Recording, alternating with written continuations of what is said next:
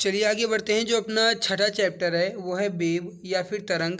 इसके जो भी सवाल दिए गए हैं, जो भी आरआरबी द्वारा पूछे गए हैं, चाहे एनटीपीसी में पूछा गया हो, ग्रुप डी में पूछा गया हो, आरआरबी के अंतर्गत जेई में पूछा गया हो, या फिर मेरे प्यारे भाई आरपीएफ कांस्टेबल में पूछा गया है, या फिर एसआई में पूछा गया है, एनटीपीसी के सीबीटी 1 सीबीटी 2 में पूछा गया, मतलब आरआरबी के द्वारा जो भी एग्जाम्स होते हैं, चाहे आरआरबी एसएसई में पूछा गया हो, जो भी गाइस पूछे गए सवाल, वो सारे के सारे सवाल आज की इस क्लास में कंप्लीट हो जाएंगे। तो चलिए शुरुआत करते हैं। जो क्वेश्चन नंबर जो चैप्टर नंबर 6 है, इसका पहला सवाल है आपके सामने और सवाल नंबर 847 है। निम्नलिखित में से कौन सी एक विद्युत चुंबकीय तरंगे हैं? निम्नलिखित में से कौन सी एक विद्युत चुंबकीय तरंगे हैं? आरआरबी एनटीपीसी के सीबीटी 1 में पूछा गया है। बताइए राइट उत्तर क्या हो जाएगा। अब देखिए समझिएगा, इसमें से कौन सी एक विद्युत चुंबकीय तरंगे हैं। राइट आंसर जो हो जाएगा आपका यहाँ पे, ये हो जाएगा ऑप्शन नंबर सी, एक्स किरणें। एक्स किरणें जो हैं, या फिर कहा जाए एक्स रेज जो हैं, ये हो जाएंगी विद्युत चुंबकीय तरंगे। ऑप्शन सी करेक्ट आंसर आपका हो जाएगा। एक बार आप यहाँ पर समझ लीजिए, समझने की कोशिश कीजिए। वह तरंगें जिनके संचरण के लिए किसी माध्यम की आवश्यकता नहीं होती, अर्थात जो तरंगें निर्वात में भी संचरित तो हो सकती हैं, उन्हें विद्युत चुंबकीय या फिर अयांत्रिक तरंगें कहते हैं। सभी विद्युत चुंबकीय तरंगें एक ही चाल से चलती हैं, जो प्रकाश की चाल के बराबर होती हैं। गामा किरणें, एक्स किरणें, पराबैंगनी किरणें, दृश्य विकिरण, अवरक्त विकिरण, सूक्ष्म तरंगें, दीर्घ रेडियो तरंगें, ये सभी विद्युत चुंबकीय तरंगों के उदाहरण हैं। तो यहाँ से आप ये पूरा का पूरा याद रखिएगा, एग्जाम में कहीं से भी कुछ भी पूछा जा सकता है। जो विद्युत चुंबकीय तरंगें होती हैं, इनकी तरंग दैर्ध्य परिसर जो है, ये 10 की घात -14 मीटर से 10 की घात 4 मीटर तक होती है। तो 10 की घात -14 से 10 की घात 4 मीटर तक होती है। एक्स किरण का जो तरंग दैर्ध्य होता है, ये होता है 10⁻⁻10 मीटर से 10⁻⁻8 मीटर तक। ठीक है, इसका प्रयोग जो है ये चिकित्सा तथा औद्योगिक क्षेत्रों में भी किया जाता है। कभी कभी आपसे पूछ लिया जाएगा कि एक्सरेज की जो आविष्कारक हैं वो कौन है, तो ध्यान रखिएगा रॉन्टजन है। इसको भी एग्जाम में पूछा जा सकता है। ठीक है, अगर आएगा आगे तो मैं बताऊँगा। अगला सवाल देखिए, एनटीपीसी में ही पूछा गया है कि किस रंग की तरंग दैर्ध्य यानी कि वेवलेंथ सबसे कम होती है। किस रंग की वेवलेंथ या फिर तरंग दैर्ध्य सबसे कम होती है। राइट आंसर जो हो जाएगा आपका यहाँ पे, ये हो जाएगा ऑप्शन नंबर डी, बैगनी। ऑप्शन डी करेक्ट आंसर हो जाएगा। बैगनी की जो तरंग दैर्ध्य है ये सबसे कम होती है। समझ लीजिए, किसी भी माध्यम में किसी तरंग के किसी कण द्वारा एक पूरा कंपन किए जाने पर तरंग जितनी दूरी तय करती है, उसे उस तरंग का तरंग दैर्ध्य कहते हैं। सबसे लंबी तरंग दैर्ध्य लाल रंग की तथा सबसे कम बैगनी रंग की होती है, जबकि सबसे अधिक विचलन जो है ये बैगनी रंग का और सबसे कम जो विचलन है ये लाल रंग का होता है। एक दूसरे के अपोजिट होते हैं, इसको आप ध्यान रखिएगा। आगे बढ़ते हैं। अगला सवाल आपके सामने है, क्वेश्चन नंबर 849 है। सवाल क्या कह रहा है कि नीचे एक अभिकथन और एक कारण दिया गया है। अभिकथन है कि जब वेग स्थिर और तरंग दैर्ध्य आधी रखी जाती है तो आवृत्ति दोगुनी हो जाती है। अब कारण दिया गया है कि वेग बराबर आवृत्ति गुणे तरंग दैर्ध्य। अब इसमें आपको ये बताना है कि अभिकथन और कारण से संबंधित कौन सा विकल्प यहाँ पे सही आंसर आपका होगा। अब देखिए, आप जानते हैं कि इसमें जो अभिकथन दिए गए हैं कि जब वेग स्थिर और तरंग दैर्ध्य आधी रखी जाएगी तो आवृत्ति दोगुनी हो जाएगी, ये तो बिल्कुल सही है। और कारण भी बिल्कुल सही दिया गया है कि वेग बराबर होता है आवृत्ति और तरंग दैर्ध्य का गुणनफल। तो मेरे प्यारे भाई ऑप्शन ए और मतलब जो अभिकथन है और कारण है ये दोनों सही है, लेकिन कारण जो है ये अभिकथन की उचित व्याख्या करता है या नहीं। तो देखिए, कारण यानी कि वेग के बारे में यहाँ पे बताया गया है, मतलब कारण जो ये अभिकथन की उचित व्याख्या भी कर रहा है। तो ऑप्शन बी राइट आंसर होगा। अभिकथन और कारण दोनों सही हैं, लेकिन कारण अभिकथन की उचित व्याख्या करता है। इसको आप ध्यान रखिएगा। ठीक है, अब देखिए मेरे भाई, एक बात यहाँ से मैं आपको पहले बता दूँ कि आप यहाँ पर एक ई बुक देख पा रहे होंगे। ये ई बुक जो है ये रेलवे एग्ज़ाम्स के लिए बनाई गई है। रेलवे एग्ज़ाम्स 2024-25 को टारगेट करती हुए रामबाण संग्रह सीरीज है, जिसमें आपको रेलवे के एग्ज़ाम्स, जैसे अगर आप एनटीपीसी की तैयारी कर रहे हैं तो भी, एएलपी टेक्नीशियन की तैयारी कर रहे हैं तो भी, ग्रुप डी की तैयारी कर रहे हैं तो भी, मेरे प्यारे भाई इसमें आपको जीके, साइंस और मैथ्स, ये 3 जो आपके सब्जेक्ट्स हैं ये पूरे सिलेबस के साथ कंप्लीट आपको मिल रहे हैं 60% डिस्काउंट के साथ। दाम तो इसका 99 है, लेकिन अभी के लिए आपको 60% डिस्काउंट के साथ मात्र 39 रुपये की ये ई बुक आपको मिल रही है। इस ई बुक की खास बात यह है कि पूरी की पूरी ई बुक जो है ये टॉपिक वाइज और इमेज और कलरफुल के साथ बनाई गई है, पूरे सिलेबस को ध्यान में रखते हुए। अगर आपको लेना है तो इससे दिए गए व्हाट्सएप नंबर एक बार ध्यान से देख लीजिए, 8948667652, ये नंबर है 8948667652। इस पर आपको व्हाट्सअप करना है, यहाँ से आपको ये ई बुक जो है मिल जाएगी। अगर आपको इसका डेमो रिव्यू देखना है तो मैं आपको दिखा देता हूँ एक बार आप यहाँ पर इस ई बुक का डेमो रिव्यू देख लीजिए, कितने बेहतरीन तरीके से, कितने लाजवाब कंटेंट के साथ ये ई बुक जो है ये आपके लिए तैयार की गई है। पूरी की पूरी ई बुक जो है गाइस, ये पूरी ई बुक जो है ये आपके रेलवे एग्ज़ाम्स को टारगेट करते हुए बनाई गई है। पूरे 301 पेज की ये ई बुक है, पूरे के पूरे सिलेबस को कवर की गई है। और मैं गारंटी के साथ ये कह सकता हूँ कि अगर आप इस ई बुक को एक बार अच्छे से और दिल दिमाग के साथ पढ़ लेते हो तो फिर आपको किसी दूसरे ई बुक की ज़रूरत नहीं है। बहुत बेहतरीन तरीके से बड़ी मेहनत के साथ ये तैयार की गई है। तो अगर आपको लेना है तो अभी 60% का फ़ायदा भी आपको मिल रहा है, मात्र 39 की मिल जाएगी। आपको इस नंबर पर व्हाट्सअप करना है 8948667652, यहाँ से आपको इसके बारे में जानकारी मिल जाएगी। आगे बढ़ते हैं, अगला सवाल है 850 नंबर है। निम्न में से क्या तरंग की विशेषता नहीं है? निम्न में से क्या तरंग की विशेषता नहीं है, ये आपको बताना है। राइट आंसर जो हो जाएगा आपका यहाँ पे ये हो जाएगा ऑप्शन नंबर डी, माध्यम। माध्यम जो ये तरंग की विशेषता नहीं है, जबकि तरंग दैर्ध्य, आवृत्ति, आयाम ये तरंग की विशेषताएं हैं, माध्यम जो ये नहीं है। तो डी आंसर राइट आंसर आपका यहाँ पे हो जाएगा। अगला सवाल आपके सामने है कि यदि एक तरंग की आवृत्ति यानी कि फ्रीक्वेंसी बढ़ती है तो इसकी तरंग दैर्ध्य यानी वेवलेंथ पर क्या असर पड़ेगा? अगर उसकी आवृत्ति बढ़ती है तो इसके वेवलेंथ या फिर इसकी तरंग दैर्ध्य पर क्या असर पड़ेगा? तो मेरे प्यारे भाई, अगर तरंग की आवृत्ति यानी फ्रीक्वेंसी बढ़ती है तो इसकी जो वेवलेंथ है ये कैसी होगी? तो वेवलेंथ जो है इसकी ये घट जाएगी, मतलब एक दूसरे के अपोजिट होते हैं। तो सी आंसर राइट आंसर आपका यहाँ पे हो जाएगा। ठीक है, देख लीजिए यहाँ पे, यदि एक तरंग की आवृत्ति बढ़ती है तो इसकी तरंग दैर्ध्य घट जाएगी। किसी भी माध्यम में किसी तरंग का कंपन करता हुआ कोई कण 1 सेकंड में जितना कंपन करता है उसे उसकी आवृत्ति कहते हैं, उसकी फ्रीक्वेंसी कहते हैं। सभी प्रकार की तरंगों में तरंग के वेग, तरंग दैर्ध्य और उसकी आवृत्ति के बीच के संबंधित होते हैं। तरंग का वेग जो होता है ये आवृत्ति और तरंग दैर्ध्य के गुणनफल के बराबर होता है। यानी कि यहाँ पे जो आपका निकलेगा वो निकलेगा, जो तरंग का वेग है यानी v इजकल टू आवृत्ति जिसे v से ही डिनोट किया जाता है, गुणित तरंग दैर्ध्य जिसे लैम्ब्डा से प्रदर्शित किया जाता है। तो इसका दोनों का गुणनफल बराबर होगा। अगला है कि निम्नलिखित का मिलान करें और नीचे दिए गए कोड का प्रयोग करके सही उत्तर का चयन करें। अब इसको यहाँ पे आपको मिलान करना है। पहली बात तो आप यहाँ पर देखिए रेडियो तरंगे इसमें कौन सा है, तो आप मिलान करेंगे तो थर्ड ऑप्शन पे दिया गया है सेलुलर फ़ोन, ये आपकी रेडियो तरंगे हैं। ठीक है, फिर सूक्ष्म तरंगे देख लीजिए, तो सूक्ष्म तरंगे ऑप्शन बी में ही दिया गया है कि विमान नेविगेशन में इस्तेमाल रडार प्रणाली। अवरक्त किरणें जो हैं, घर में जो टीवी रिमोट का कंट्रोलर होता है उसमें आपकी अवरक्त किरणें होती हैं, तो घरेलू इलेक्ट्रॉनिक्स के रिमोट स्विच में अवरक्त किरणें। और गामा किरणें आपका डी आंसर कैंसर कोशिकाओं को नष्ट करने के लिए दवा में। तो यहाँ पे फर्स्ट का थर्ड यानी कि पी का थर्ड होगा, तो पी का यहाँ पे थर्ड और क्यू का सेकंड होगा, तो क्यू का सेकंड, यानी सी आंसर राइट आंसर आपका यहाँ पे हो जाएगा। अगला सवाल देख लीजिए, सवाल अगला आपसे क्या कह रहा है। अगला सवाल है कि निम्न में से किस प्रकार का प्रकाश टेलीविज़न रिमोट में उस उपकरण को संकेत देता है जिसे वह नियंत्रित करता है? तो इसका राइट आंसर हो जाएगा अवरक्त। सी आंसर राइट आंसर आपका यहाँ पे हो जाएगा। अगला सवाल देख लीजिए, अनुदैर्ध्य तरंग में कण संचरण की दिशा में कंपन करते हैं। तो अनुदैर्ध्य तरंग में कण जो हैं ये संचरण की दिशा में कैसे कंपन करते हैं?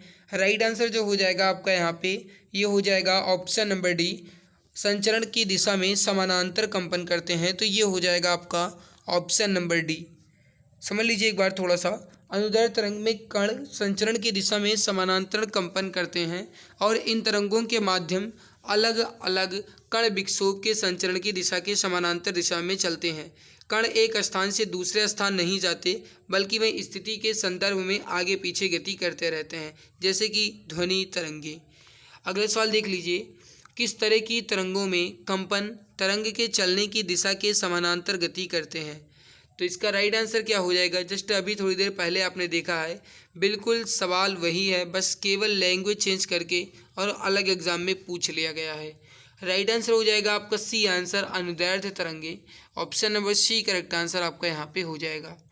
नेक्स्ट सवाल आपके सामने ग्रुप डी परीक्षा में पूछा गया है कि विरलीकरण होता है जहाँ हवा का दाब होता है। तो देखिए, विरलीकरण जो है कहाँ पे होगा? जहाँ पे हवा का दाब निम्न होगा। तो राइट उत्तर हो जाएगा आपका ऑप्शन ए, निम्न। राइट आंसर ऑप्शन ए होगा। अगला है कि संपीड़नों का निर्माण उस स्थान पर होता है जहाँ वायु दाब। देखिए, संपीड़नों का निर्माण जो है ये उस स्थान पर होगा जहाँ वायु दाब उच्च होगा। तो डी आंसर आपका यहाँ पे राइट आंसर हो जाएगा। अगला सवाल देखिए, नीचे दिया गया चित्र पराश्रव्य तरंगों के कार्य को दर्शाता है। इस तकनीकी को क्या कहते हैं? चित्र देख, आपको यहाँ पर एक चित्र दिख रहा होगा। अब इसमें आपको बताना है कि जो पराश्रव्य तरंगों को दर्शाता है, इस चित्र को आप जो है क्या कहेंगे? यहाँ पर अगर आप ध्यान से देखो तो आपके गाइस गांव में या आपके क्षेत्रों में या फिर आपके घर में ही कहा जाता है अल्ट्रासाउंड रिपोर्ट।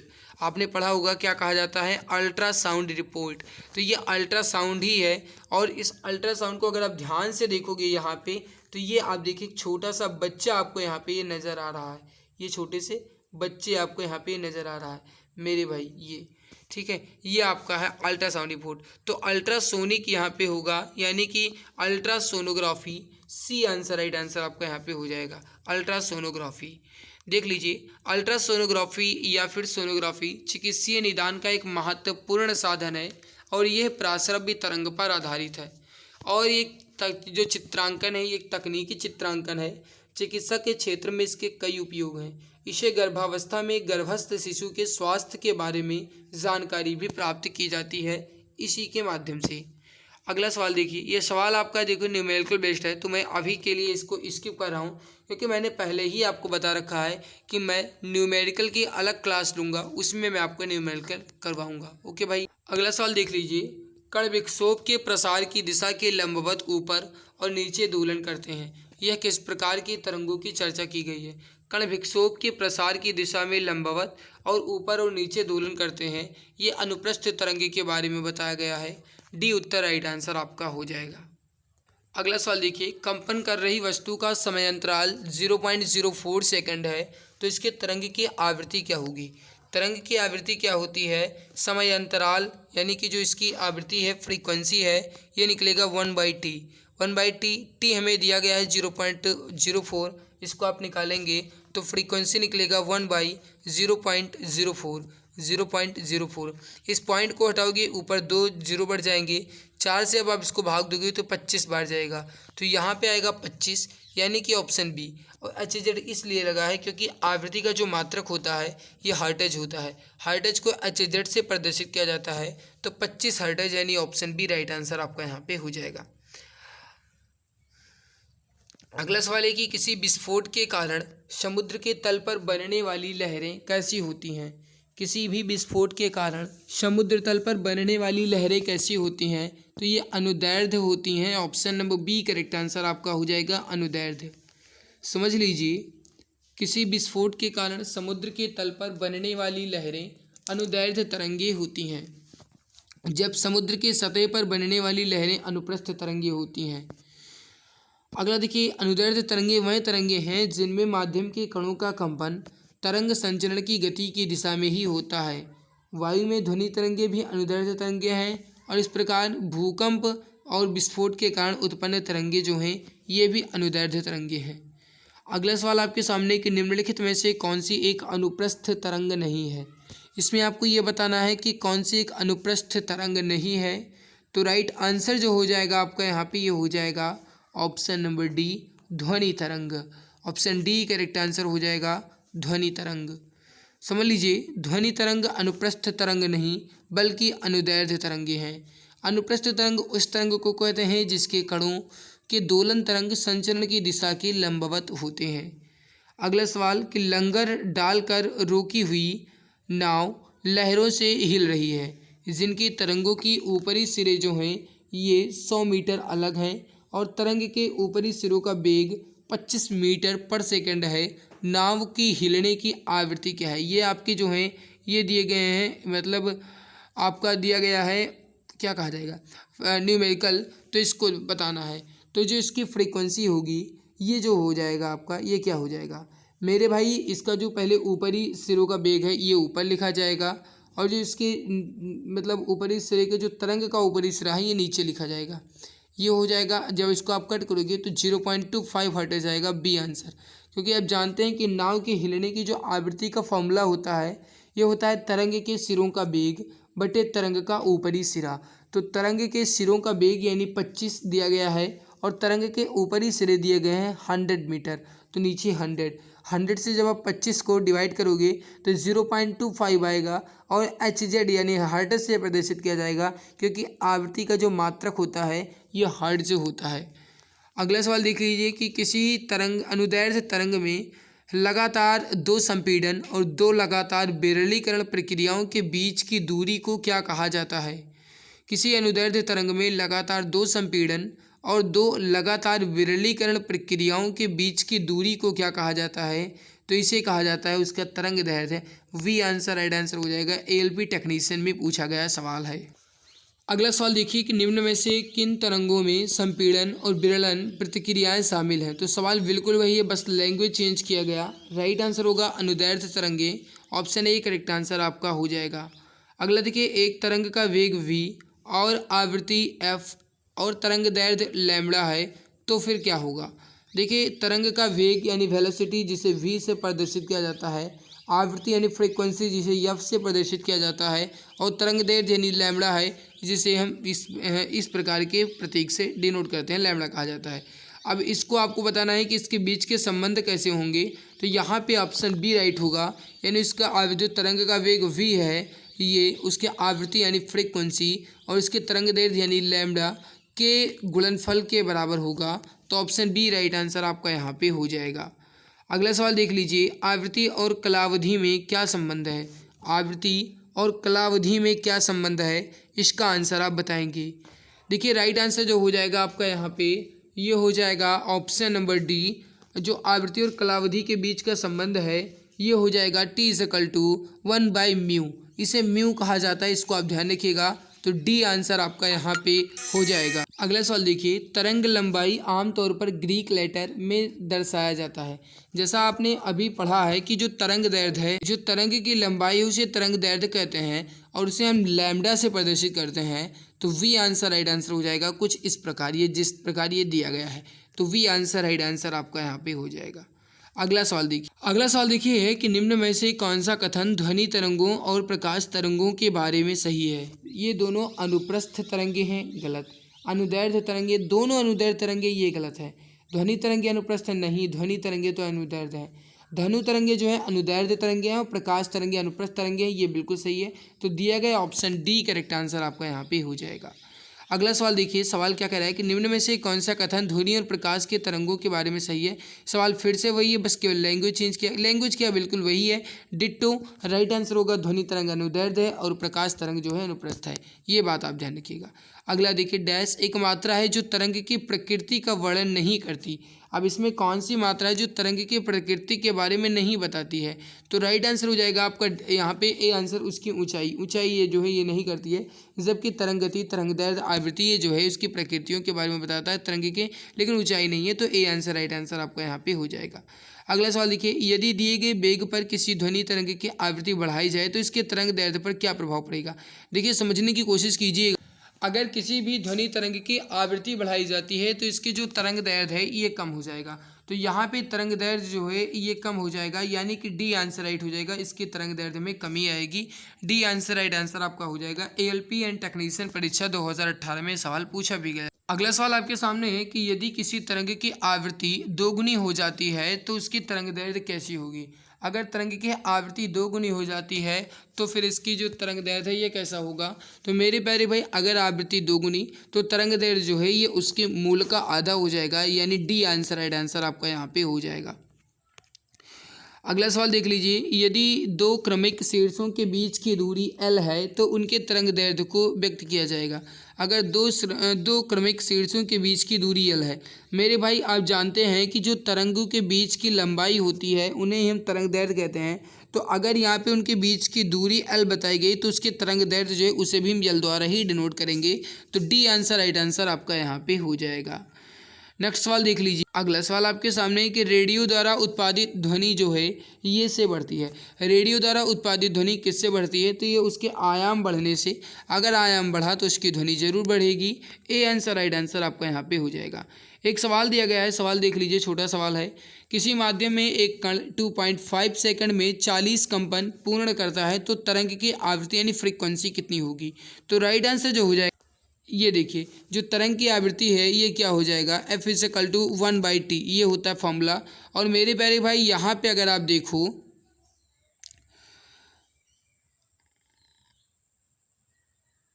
तो अगर यहाँ पे आप समझने की कोशिश कीजिए तो यहाँ पे जो सेकंड दिया गया है यानी कि जो इसका मतलब टाइम दिया गया है वो पहले ऊपर 40 दिया गया है, यानी इसके कंपन जो दिए गए वो 40 दिए गए हैं। टाइम जो टी में दिया गया है वो 2.5 सेकंड दिया गया है। अब इसकी फ्रीक्वेंसी अगर आप निकालोगे तो ये पॉइंट का यहाँ पे है, पॉइंट के बाद एक अंक है तो पॉइंट हटाओगे ऊपर जीरो बढ़ाओगे, और अगर इसको आप भाग देंगे तो कितनी बार जाएगा, 25 अट्ठे 200 होता है और 25 16 400 होता है, यानी 16 हर्ट्ज आपका हो जाएगा। ए आंसर आपका करेक्ट आंसर यहाँ पे हो जाएगा। ठीक है, अगला सवाल देखिए, तरंग, चाल, आयाम, तरंग दैर्ध्य और आवृत्ति सभी को क्या कहा जाता है। तो तरंग, चाल, आयाम, तरंग दैर्ध्य और आवृत्ति इन सभी को क्या कहा जाता है। तो इन सभी को कहा जाता है तरंग की विशेषताएं। तो वी आंसर राइट हो जाएगा, तरंग की विशेषताएं। ऑप्शन बी करेक्ट आंसर आपका यहाँ पे हो जाएगा। अगला सवाल देख लीजिए कि तरंग का आयाम जो है ये क्या होता है। तरंग का आयाम क्या होता है। तो तरंग के आयाम क्या होते हैं, माध्यम के कणों द्वारा मध्य स्थान के किसी भी तरफ तय की गई जो सबसे अधिकतम दूरी होती है उसके उस तरंग का आयाम कहते हैं। तो बी आंसर राइट आंसर आपका यहाँ पे हो जाएगा। ये सवाल है, इसको स्किप करना हो। मेरे भाई अगर आपको ये क्लास अच्छी लग रही है तो प्लीज़ आपसे निवेदन है कि एक बार क्लास को दिल की गहराई से लाइक ज़रूर कर दीजिए, क्योंकि अभी भी बहुत सारे ऐसे भाई हैं जो क्लास को लाइक नहीं किए। प्लीज़ एक बार सभी दोस्त आपसे निवेदन है कि चैनल को सब्सक्राइब जरूर कर लो और क्लास को लाइक कर दो, क्योंकि आपके लाइक एंड सब्सक्राइब करने से ही मुझे मोटिवेशन मिलता है, तभी मैं आपके लिए मेहनत कर पाता हूँ। तो प्लीज़ आपसे एक छोटा सा निवेदन है कि वीडियो को एक बार दिल की गहराई से लाइक ज़रूर कर दीजिएगा। चैनल पर पहली बार हो तो सब्सक्राइब कर लो, अपने दोस्त तक इस वीडियो को साझा शेयर जरूर कीजिए मेरे भाई, ताकि उन्हें भी इस क्लास का फ़ायदा मिल पाए। अगला सवाल देखिए, आवृत्ति में प्रकट की जाती है और दर्शाता है कि घटना प्रति सेकंड दोहराई जाती है। कहने का मतलब है कि आवृत्ति जो है इसमें ये किस में प्रकट की जाती है। तो अभी जस्ट थोड़ी देर पहले मैंने आपको बताया, सवाल में भी बताया कि आवृत्ति जो हर्ट्ज में प्रयोग की जाती है तो इसका जो मात्रक होगा ये हर्ट्ज ही होगा। तो डी आंसर राइट आंसर आपका यहाँ पे हो जाएगा। फ्रीक्वेंसी का जो मात्रक होगा ये हर्ट्ज होगा, HZ से प्रदर्शित किया जाता है।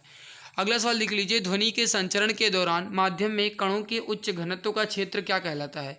ध्वनि के संचरण के दौरान माध्यम में कणों के उच्च घनत्व का क्षेत्र क्या कहलाता है। तो राइट आंसर हो जाएगा उसका संपीड़न कहलाता है। सी आंसर राइट आंसर हो जाएगा, उसका संपीड़न कहलाता है। अगला सवाल देख लीजिए, समझिए। अगला सवाल है कि निम्न में से किस ध्वनि तरंग में तरंग दैर्ध्य सबसे लंबी होगी। तो ये हो जाएगा ए आंसर 100 हर्ट्ज की आवृत्ति वाली तरंगों में, ऑप्शन। अगला सवाल देख लीजिए, सवाल क्या कह रहा है कि एक तरंग की गर्त की गहराई को इसका कहा जाता है। एक तरंग की गर्त की गहराई, देखिए तरंग जो है मेरे प्यारे भाई ये कुछ इस तरीके से आपकी चलती है, जिस तरीके से मैंने यहाँ पे ये कुछ बनाया है। ये जो आपका ऊपर होता है इसे क्या कहा जाता है, इसे कहा जाता है श्रृंग, और जो यहाँ पे नीचे होता है इसे कहा जाता है गर्त। तो गहराई जो होती है उसे गर्त, जो ऊंचाई होती है उसे श्रृंग कहा जाता है। तो वही कहा गया कि एक तरंग की गर्त की गहराई को इसका क्या कहा जाता है। तो तरंग के गर्त की जो गहराई है इसे उस तरंग का आयाम कहा जाता है। डी उत्तर राइट आंसर आपका यहाँ पे हो जाएगा। अगला सवाल देख लीजिए, किसी माध्यम में घनत्व के एक दोलन को पूरा करने में लगने वाले समय को क्या कहा जाता है। किसी भी माध्यम में घनत्व के एक दोलन को पूरा करने में लगने वाले समय को क्या कहा जाता है। तो इसे उस तरंग का समय काल कहते हैं। बी आंसर राइट आंसर आपका यहाँ पे हो जाएगा। समझ लीजिए थोड़ा सा किसी माध्यम के कणों द्वारा एक दोलन को पूरा करने में लगने वाले समय को तरंग का समय काल या फिर उसका आवर्त काल कहते हैं। तरंगों के द्वारा ऊर्जा को एक स्थान से दूसरे स्थान पर ले जाया जाता है। तरंग जितनी दूरी के बाद अपनी आप को पुनरावृत्ति करती है उसे उस तरंग की तरंग दैर्ध्य कहते हैं। इसको आप ध्यान रखिएगा।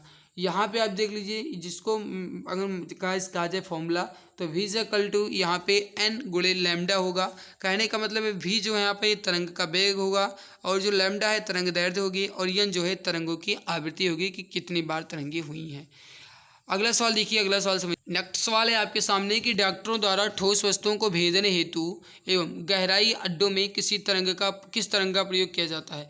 तो हवाई अड्डों में देखिए, डॉक्टरों द्वारा ठोस वस्तुओं को भेदने हेतु एवं हवाई अड्डों में किस तरंग का प्रयोग किया जाता है। तो एक्सरे का, क्योंकि गाइज आपने देखा होगा अगर किसी की हड्डी टूट जाती है तो उसमें एक्सरे ही करवाए जाते हैं, तभी पता चलता है कि हड्डी जो है कहाँ पे टूटी है या फिर कहाँ पे उसमें थोड़ा सा भी स्क्रैच आया है ना।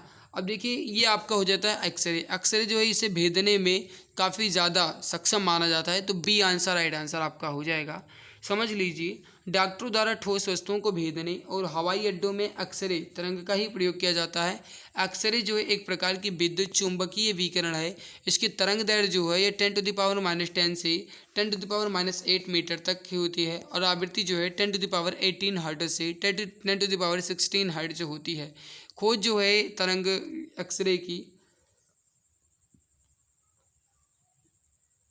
ये रॉन्टजन ने 1895 में की थी। इसको आप ध्यान रखिएगा। अगला सवाल है कि इंफ्रारेड किरणें क्या हैं। तो इंफ्रारेड किरणें जो हैं या फिर अवरक्त किरणें जो हैं ये आपके हो जाएंगी विद्युत चुंबकीय तरंगे। इसको आप ध्यान रखिएगा। मेरे प्यारे भाई समझ लीजिए, वह तरंगे जिनके संचरण के लिए भौतिक माध्यम की आवश्यकताओं की नहीं होती उन्हें विद्युत चुंबकीय तरंगे कहते हैं। आवर्त किरणें विद्युत चुंबकीय तरंगे हैं। इन किरणों की खोज जो है यह हर्शेल नामक वैज्ञानिक के द्वारा की गई थी और ये किरणें ऊष्मीय विकिरण हैं।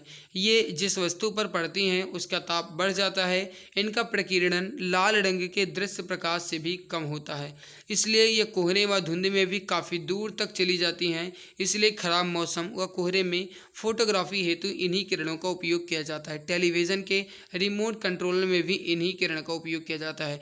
आपने देखा होगा अगर आपके यहाँ टेलीविज़न मतलब आपके यहाँ जो भी गाइस टीवी एलसीडी जो भी है उसमें अगर आपने गाइस रिमोट को देखा तो उसमें आगे एक लाइट जैसा लगा होता है, मतलब एक टॉर्च जैसा लगा होता है, लग रहा है कि इसमें कोई एक बल्ब लगा हुआ है। आप गाइस जब भी रिमोट के बटन को मतलब उसको प्रेस करते हो तो आप देखते होंगे कि वो कोई मतलब नहीं होता उस लाइट का, मतलब ना तो जलती है और ना ही उसका कोई प्रतिक्रिया होती है। लेकिन अगर आपने ध्यान दिया हो, अगर आप उस जो रिमोट है मतलब जो आपके घर में रिमोट है उस बटन को अगर आप प्रेस करोगे तो उसमें जो आगे लाइट लगी होती है उस लाइट को अगर आप अपने मोबाइल के कैमरे से देखोगे तो वो जलती नज़र आएगी, मतलब वो जो है उसमें कुछ प्रकाश आपको निकलता दिखेगा।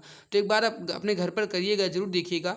जो रिमोट है उसके बटन को प्रेस कीजिए, लाइट को आप कैमरे से देखिए, मोबाइल कैमरे से देखिए, आपको आसानी से दिखेगा कि वो लाइट जल रही है। ये होती हैं आपकी अवरक्त किरणें जो आसानी से नहीं दिखती हैं, कैमरे के माध्यम से इसको देखा जा सकता है। ठीक है, अगला सवाल देख लीजिए। निम्न में से किस विद्युत चुंबकीय तरंग की तरंगदैर्ध्य सबसे कम होती है। तो यही राइट आंसर हो जाएगा आपका गामा किरणें। डी आंसर राइट आंसर हो जाएगा आपका गामा किरणें। यहाँ पर कुछ इसके तरंगदैर्ध्य के परिसर दिए गए हैं, उसके खोजकर्ता दिए गए हैं। तो एक बार आप इस वीडियो को पॉज करिए और इसको एक बार अच्छे से देख लीजिए। ये पूरे के पूरे जो पॉइंट्स दिए गए हैं या फिर जो पूरे के आपके एक्सप्लेनेशन दिए गए हैं ये इंपॉर्टेंट पॉइंट्स हैं, तो इसको एक बार आप अच्छे से दिल दिमाग के साथ देख लीजिए। अगला सवाल है कि दृश्यमान विकिरण यानी कि विजिबल रेडिएशन की खोज किसने की थी। तो जो दृश्यमान विकिरण या विजिबल रेडिएशन है इसकी खोज किसके द्वारा की गई थी। राइट आंसर हो जाएगा आपका यहाँ पे option number C, Isaac Newton द्वारा। ऑप्शन सी करेक्ट आंसर आपका हो जाएगा। देख लीजिए, दृश्यमान विकिरण की खोज आइजैक न्यूटन ने की थी। दृश्य प्रकाश का तरंगदैर्ध्य 3.9 इंटू 10⁻⁻7 मीटर से 7.8 इंटू 10⁻⁻7 मीटर तक और आवृत्ति 8.0 इंटू 10⁻14 से 4.0 इंटू 10⁻14 हर्ट्ज होती है। इसका उत्पादन स्रोत सूर्य, ज्वाला, विद्युत बल्ब, आर्क लैंप आदि ताप दीप्त वस्तुएं तथा आयनित गैसों के उत्तेजित पर अणुओं द्वारा उत्पन्न विकिरण है। इस प्रकाश से ही हमें वस्तुएं दिखाई देती हैं, इसको आप ध्यान रखिएगा। नेक्स्ट सवाल है आपके सामने कि सूर्य द्वारा उत्सर्जित हानिकारक विकिरण है। इसमें आपको बताना है कि कौन सी विकिरणें या कौन सी किरणें सूर्य द्वारा उत्सर्जित एक हानिकारक है। तो परावैंगनी विकिरण हो जाएगा, वी आंसर, राइट आंसर आपका यहाँ पे हो जाएगा। देखिए परावैंगनी किरणों की खोज जो है ये JW रिटर नामक वैज्ञानिक ने की थी। आवृत्ति जो इसकी फ्रीक्वेंसी होती है 8 इंटू 10⁻14 से 3 इंटू 10⁻16 हर्ट्ज होती है। और ये किरणें सूर्य यानी सन तथा आयनित गैसों द्वारा उत्पन्न होती हैं। मानव शरीर पर इनका हानिकारक प्रभाव होता है। इससे त्वचा में जलन पैदा होती है और त्वचा कैंसर होने का खतरा भी रहता है। अगला सवाल जेईई परीक्षा में पूछा गया है। सवाल है कि निम्नलिखित में से कौन सा किसी ध्वनि तरंग के प्रति इकाई समय में किए गए दोलनों की संख्या है। तो ये राइट आंसर हो जाएगा आपका ऑप्शन नंबर डी, उसकी आवृत्ति frequency, D answer right answer हो जाएगा। अगला सवाल है कि ध्वनि की आवृत्ति v, तरंगदैर्घ्य लैम्डा और चाल v के बीच के संबंध क्या है। तो राइट आंसर हो जाएगा आपका सी आंसर, आपका option number C correct answer यहाँ पे हो जाएगा। v = लैम्डा गुणे n, यानी यहाँ पे हो जाएगा आपके आवृत्तियों की संख्या। अगला सवाल अगला है कि निम्नलिखित में से कौन सी विद्युत चुंबकीय तरंगे नहीं है। इसमें से कौन सी विद्युत चुंबकीय तरंगे नहीं है। देखिए रेडियो, माइक्रोवेव और इंफ्रारेड ये विद्युत चुंबकीय हैं। अल्ट्रासाउंड जो है ये नहीं है। तो डी आंसर राइट आंसर आपका यहाँ पे हो जाएगा। अल्ट्रासाउंड जो है आपकी एक पराश्रव्य तरंगे हैं। अगला सवाल देख लीजिए, अनुप्रस्थ तरंगे क्या, अनुप्रस्थ तरंगे क्या है, इसका आंसर आप बताएंगे। इन तरंगों में माध्यम के कण तरंगों के संचरण की दिशा के लंबवत दिशा में कंपन करते हैं। यही आपका राइट आंसर हो जाएगा, ऑप्शन ए करेक्ट आंसर हो जाएगा। तो अनुप्रस्थ तरंगे मैंने बताया। अनुदैर्ध्य तरंग देख लीजिए, जब माध्यम के कण तरंग संचरण की दिशा के समानांतर कंपन करें तो अनुदैर्ध्य, और जब ये लंबवत कंपन करें तो अनुप्रस्थ होगा। ठीक है, अनुदैर्ध्य तरंग जैसे ध्वनि की तरंगे। मेरे भाई ये आपके तरंग के जो चैप्टर्स थे ये अच्छे से कंप्लीट हो चुके हैं। अगला जो चैप्टर है चैप्टर नंबर 7 है ध्वनि यानी साउंड। अब इसके बीच जो भी सवाल दिए गए हैं आरआरबी द्वारा जो भी पूछे गए हैं अब उसको हम कंप्लीट करेंगे। बट उससे पहले एक छोटा सा निवेदन है, अभी तक कुछ बच्चे ऐसे हैं जिन्होंने क्लास को लाइक नहीं किया, एक बार लाइक कर दें। चैनल पे पहली बार है सब्सक्राइब कर लो। और जो ये मैंने आपको ई बुक बताया है इसको एक बार आप ज़रूर देख लीजिएगा मेरे भाई, इस पर आप ज़रूर एक बार मैसेज करके देखिएगा। मैं आपको दिखा देता हूँ, ये वाली ई बुक आप एक बार ज़रूर देख लीजिएगा। स्पेशल रेलवे के लिए ही तैयार की गई है। इस नंबर पर आप व्हाट्सएप कीजिएगा 8948667652। मात्र 39 रुपये की अभी के लिए आपको मिल रही है। तो इस पर एक बार आप ज़रूर देख लीजिएगा, संपर्क कर लीजिएगा, मैसेज कर लीजिए। बाकी जो अब आपका अगला चैप्टर होगा वो होगा ध्वनि। इसके सवालों का अब हम कंप्लीट करेंगे।